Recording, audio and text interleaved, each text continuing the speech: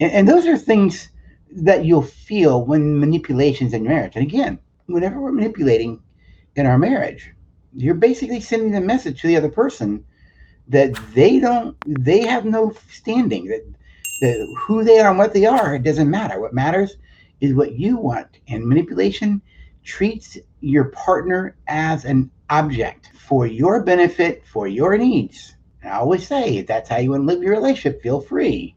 But you understand that'll destroy the relationship itself. We call it the power of us. When us wins, you both win. When us loses, you both lose. You see, mature people always respect other people's choices. They respect another person's ability to make a choice. They respect other people's ability to have the feelings that they want. You can feel whatever you want to feel, and I can respect your feelings. And necessarily I agree with your feelings. Doesn't mean I agree with your decisions, but healthy, mature people always respect, and here's a key word, the boundaries that other people have for themselves. They respect their physical boundaries, they respect their emotional boundaries, they respect their spiritual boundaries, they respect their relational boundaries, they respect their intellectual boundaries. They always let people be who they want to be. They don't try and make them into something that they want them to be. Got it? Good parenting is not about manipulation. Good parenting is about directing. Being a good leader in a workplace. It's about manipulating people. It's about directing people. You see, the difference is mature people don't manipulate. Why? Because they always respect the dignity and value of another person. But once you start manipulating a person, inherently, when you start in that moment, unconsciously or consciously, depending on your motive, you now minimize that person to an object. And you're now using them, manipulating them to get what you want, to achieve what you want. And if you want to do that over time, feel free, but you understand it will destroy a relationship over time.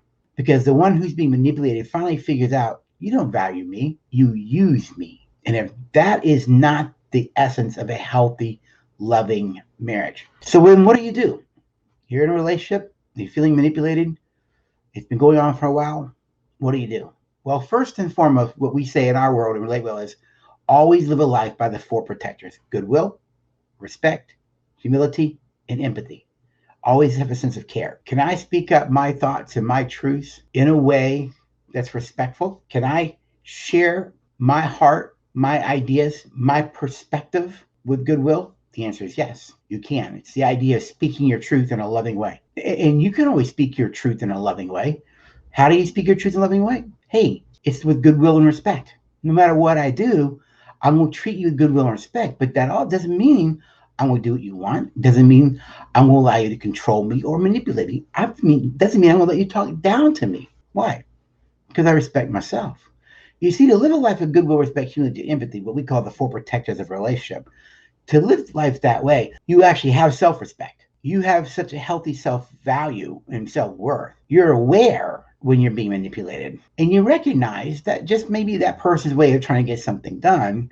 So you don't react out of the lower order animal brain. You respond to them out of the higher order brain with goodwill and respect. So the key is that we always living a life to the best of our ability, not perfectly, but maturely, a life of goodwill, respect, humility, and empathy, what we call the four protectors, so that when manipulation happens in whatever form is taking place, we can speak to it with love and goodwill. Why? Because we value the other person.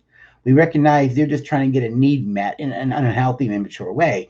And that creates patience and compassion and kindness on our part. That does not mean I have to allow it to continue. Again, there's this thing called boundaries out there, and people who are live a life of respect and goodwill respect people's boundaries. They don't manipulate people, right? In a relationship where that's taking place, number step back from it and ask yourself these kinds of questions when you're feeling manipulated. Is there any value or merit to what they're saying? Move to some self-awareness. Is there any value or merit to what they're saying? And if there's some level of value or merit to what they're saying, just acknowledge it. You can say, I can see that. That makes sense to me. I disagree here, but at least you can step back and rather negate what that person is, even though they may be coming across as manipulative, there may be some value or merit to what they're saying or doing. Why don't we have the goodwill to just admit that part? You see what I mean? Just kind of, I can admit with goodwill that there is merit to this piece that what you're saying. Again, remember, doesn't mean I have to agree with you completely.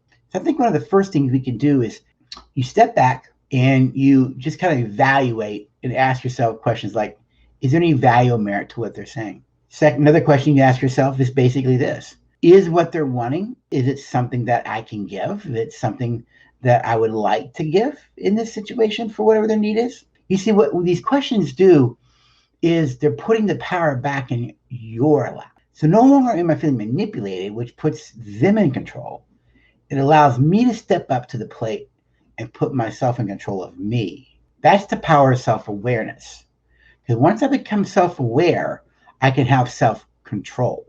And therein lies the real power. And so it allows me to give myself back some self-control so that I can make healthy, wise decisions in the relationship.